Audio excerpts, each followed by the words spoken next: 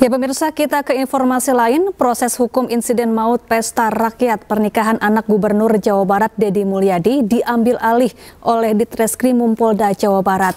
10 orang diperiksa sebagai saksi untuk menyelidiki insiden yang menyebabkan 3 orang tewas.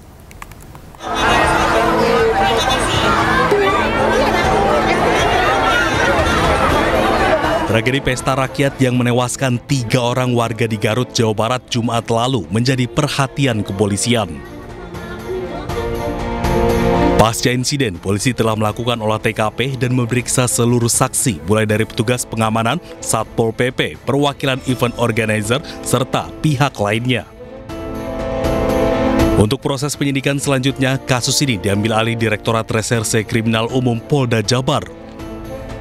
Untuk kejadian yang di Pendopo mengenai makan gratis, kita sudah melakukan serangkaian penyelidikan dan kita sudah melakukan langkah-langkah. Kemudian kemarin pada hari Minggu pukul 10.30 waktu Indonesia Barat, perkara tersebut diambil alih atau dilimpahkan ke Krimum Polda Jabar. Sebelumnya pada Jumat 18 Juli siang, pesta rakyat pernikahan anak Gubernur Jawa Barat Deddy Mulyadi yakni Maula Akbar dan Putri Karlina berubah mencekam setelah ribuan warga berdesakan berebut makanan gratis. Banyaknya warga yang hadir membuat sejumlah orang terinjak-injak. Akibatnya 3 orang meninggal dunia, salah satunya anggota polisi. Dari Garut, Jawa Barat, Iis Solihin, iNews melaporkan. Pemirsa, ribuan sopir bus pariwisata menggelar aksi demo tuntut pencabutan surat edaran terkait larangan study tour keluar Provinsi Jawa Barat. Selain itu, ratusan bus juga memblokade jalan raya sebagai bentuk kekesalan atas surat edaran Gubernur Deddy Mulyadi. Sekarang juga cabut.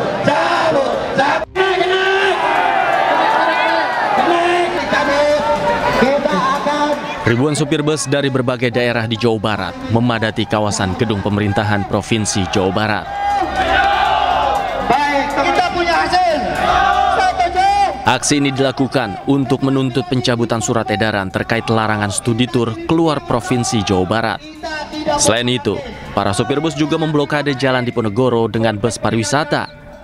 Mereka merasa dirugikan dengan kebijakan Deddy Mulyadi yang melarang anak sekolah studi tur keluar kota.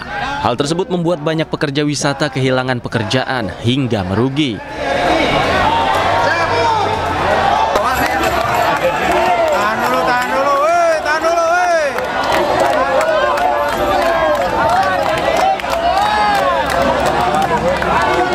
Kekecewaan itu mereka lampiaskan dengan orasi dan mencoba menerobos masuk ke dalam gedung sate dengan mendorong pagar. Aksi damai ke gedung sate. Kami dari berbagai daerah dari Jawa Barat, ya, ada dari Garut, Tasik, Pangandaran, Cirebon, Cianjur, Sukabumi, Bogor, Bekasi, Depok, Indramayu, Majalengka, Kuningan, pokoknya seluruh Jabar, ya. Kami pelaku pariwisata, ya, pekerja pariwisata Jawa Barat yang terdiri dari PO Bus dan krunya, supir, kenek, ya. Juga ada travel agent, juga ada tour guide, juga ada UMKM. Ya, kami di sini menggelar aksi damai, bukan demo ya. Kita menggelar aksi damai hanya ingin menuntut keadilan. Massa mengancam jika tuntutan mereka tidak digubris, para supir bus akan kembali berunjuk rasa dengan jumlah yang lebih banyak. Dari Bandung, Jawa Barat, Ervan David, iNews melaporkan. Ya, Gubernur Jawa Barat Deddy Mulyadi menyebut aksi unjuk rasa yang dilakukan oleh sopir bus pariwisata membuktikan bahwa kegiatan study tour sekolah hanyalah rekreasi semata. Meski mendapat penolakan, Pemprov Jabar mengaku akan tetap melarang kegiatan study tour. Yang dilarang itu adalah kegiatan studi tour yang kemudian dengan demonstrasi itu menunjukkan semakin jelas bahwa kegiatan studi tour itu sebenarnya kegiatan piknik, kegiatan rekreasi. Bisa dibuktikan yang berdemonstrasi adalah para pelaku jasa kepariwisataan. Insya Allah Gubernur Jawa Barat akan tetap berkomitmen menjaga ketenangan orang tua siswa agar tidak terlalu banyak pengeluaran biaya di luar kebutuhan pendidikan. Pemirsa, drama ijazah Presiden ke-7 RI Joko Widodo makin memanas. Tak terima status kasusnya dinaikkan ke tahap penyidikan. Roy Suryo bersama tim kuasa hukumnya menggeruduk Polda Metro Jaya.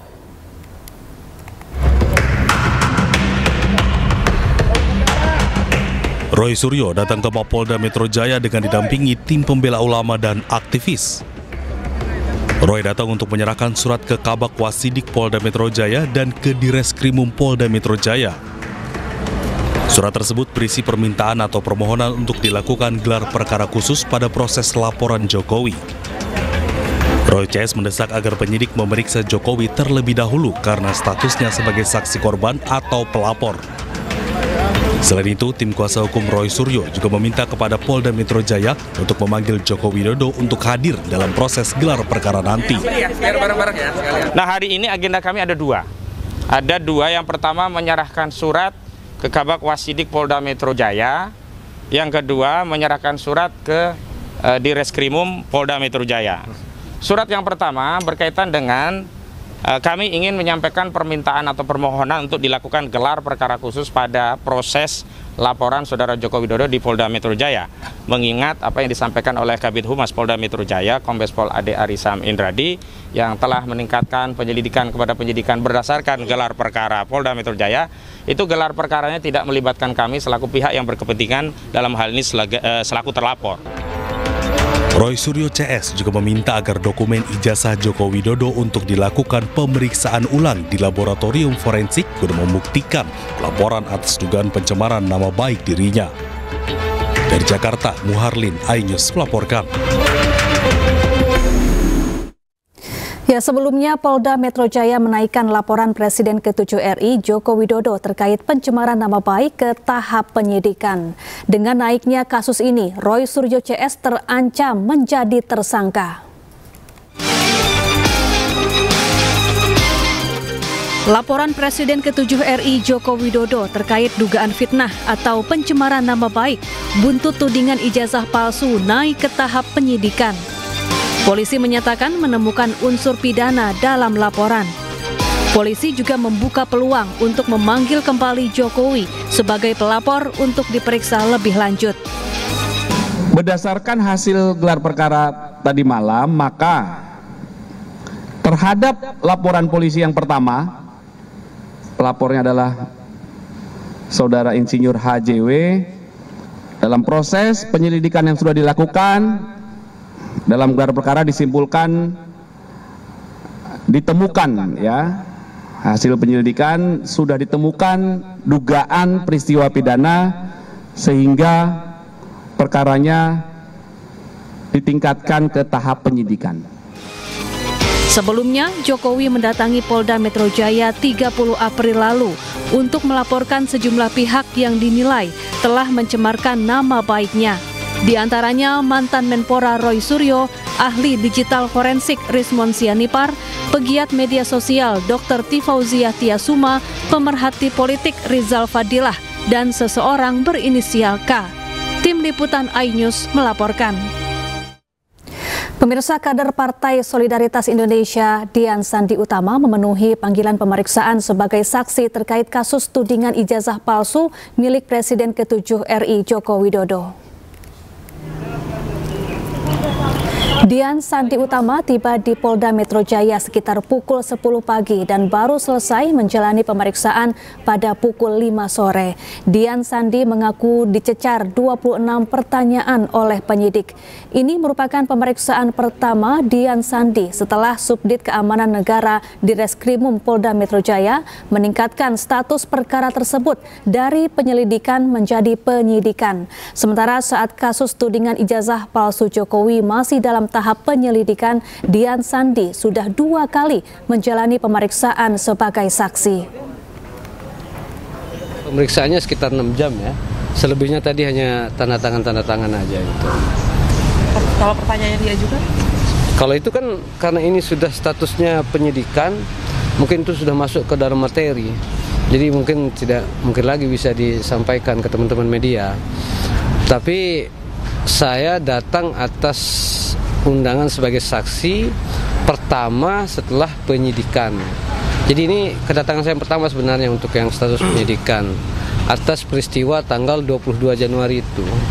Tetapi dalam pengembangannya kan banyak hal yang digali, termasuk saya memperkuat apa yang pernah saya sampaikan waktu masih penyelidikan. Saya tidak akan bergeser sedikit pun. Saya tetap berada pada satu keyakinan bahwa ijazah itu asli, dan saya tidak akan mundur sejengkal sekalipun. Entah mereka mau mengintimidasi saya seperti apapun, itu saya tidak akan mundur. Mereka boleh membahas saya potensi pidana apa segala macam 5 kali sehari. Setiap kali keluar dari pemeriksaan mereka selalu menyalahkan saya. Tapi itu kan maunya mereka. Saya percaya bahwa hukum ini bisa bekerja dengan baik, pemeriksaan ini bisa berjalan, hasilnya pun pasti akan presisi.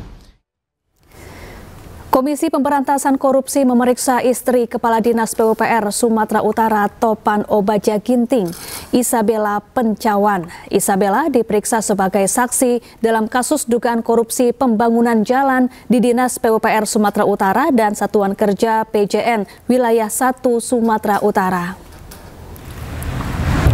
Menurut juru bicara KPK Budi Prasetyo, pemeriksaan Isabella dilakukan dalam rangka tindak lanjut penyidikan kasus korupsi proyek perbaikan jalan di Sumatera Utara dengan tersangka Kadis PUPR Sumatera Utara Topan Obaja Ginting. Dalam pemeriksaan ini penyidik mempertanyakan mengenai uang 2,8 miliar rupiah dan 2 senjata api yang ditemukan penyidik KPK saat melakukan penggeledahan di rumah tersangka Topan Obaja Ginting. Saudara Isa diperiksa sebagai saksi dalam perkara dugaan korupsi pembangunan proyek-proyek jalan dan reservasi di wilayah Sumatera Utara. Saksi didalami diantaranya terkait dengan hasil penggeledahan yang KPK lakukan sebelumnya, yaitu di rumah tersangka TOP, ya, yang tentu juga menjadi rumah saksi Isa, ya. Dikonfirmasi terkait dengan temuan-temuan dalam kegiatan penggeledahan tersebut. Topan Obaja Ginting merupakan 1 dari 5 tersangka yang terjaring OTT KPK. Topan merupakan orang dekat Gubernur Sumatera Utara Bobi Nasution.